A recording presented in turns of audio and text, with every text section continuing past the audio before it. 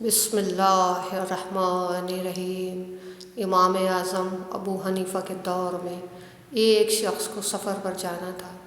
اس کے پاس تھوڑی سی اشرفیاں تھیں مگر کسی پر اعتبار نہیں تھا، اس لیے اس نے اشرفیوں کو تھیلی میں بند کر کے درخت کے نیچے مٹی میں چھپا دیا اور خود سفر پر روانہ ہوا۔ مدت کے بعد پردیس سے واپس آیا اور درخت کے نیچے سے اپنی اشرفیاں نکالنے چاہی۔ زمین کو کھودا تو دیکھا کہ اشرفی کی تھیلی غائب ہے۔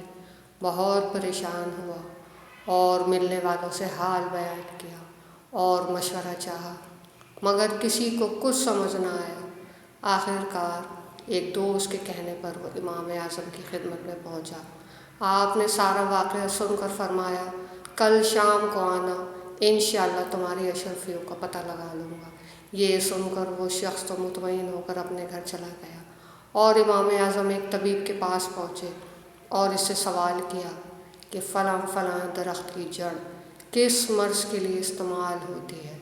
طبیب نے ایک مرض کا نام لیا تو امام اعظم نے پوچھا کہ پچھلے 2 ماہ کے عرصے میں اس کا کوئی مریض آپ کے پاس نہیں آیا جسے آپ نے اس درخت کی جڑ بتائی ہو؟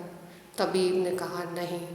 اب امام اعظم دوسرے طبیبوں کے پاس پہنچے اور سب سے سوال جواب کرتے رہے۔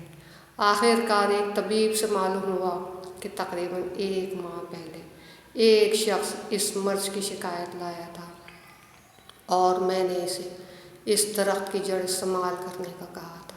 امام اعظم نے اس مریض کا پتہ معلوم کر کے اس کو بلایا اور کہا، تمہیں درخت کی جڑ سے جو اشرفیوں کی تھیلی ملی ہے اسے واپس کر دو۔